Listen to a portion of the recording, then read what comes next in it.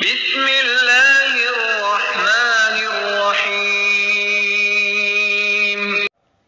اور انہیں ان دو شخصوں کی مثال بھی سنا دے جن میں سے ایک کو ہم نے 2 باغ انگوروں کے دے رکھے تھے اور جنہیں کھجوروں کے درختوں سے ہم نے گھیر رکھا تھا اور دونوں کے درمیان کھیتی لگا رکھی تھی۔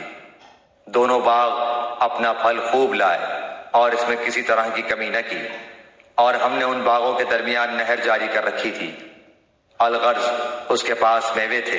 ایک دن اس نے باتوں ہی باتوں میں اپنے ساتھی سے کہا کہ میں تجھ سے زیادہ مالدار ہوں اور جتھے کے اعتبار سے بھی زیادہ مضبوط ہوں۔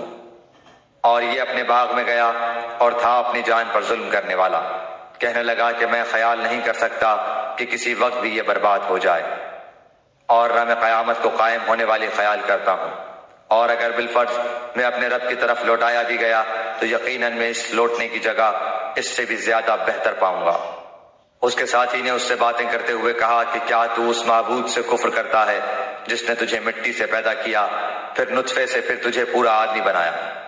لیکن میں تو عقیدہ رکھتا ہوں کہ وہی اللہ میرا پروردگار ہے، میں اپنے رب کے ساتھ کسی کو شریک نہ کروں گا۔ تو نے اپنے باغ میں جاتے وقت کیوں نہ کہا کہ اللہ کا چاہا ہونے والا ہے، کوئی طاقت نہیں مگر اللہ کی مدد سے۔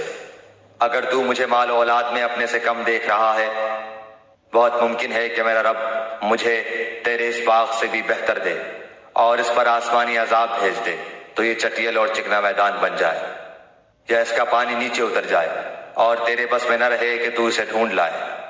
اور اس کے سارے پھل گھیر لیے گئے، بس وہ اپنے اس خرچ پر جو اس نے اس میں کیا تھا اپنے ہاتھ ملنے لگا، اور وہ باغ تو اوندھا الٹا پڑا تھا۔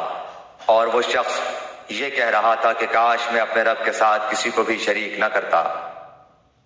اس کی حمایت میں کوئی جماعت نہ اٹھی کہ اللہ سے اس کا کوئی بچاؤ کرتی، اور نہ وہ خود ہی بدلہ لینے والا بن سکا۔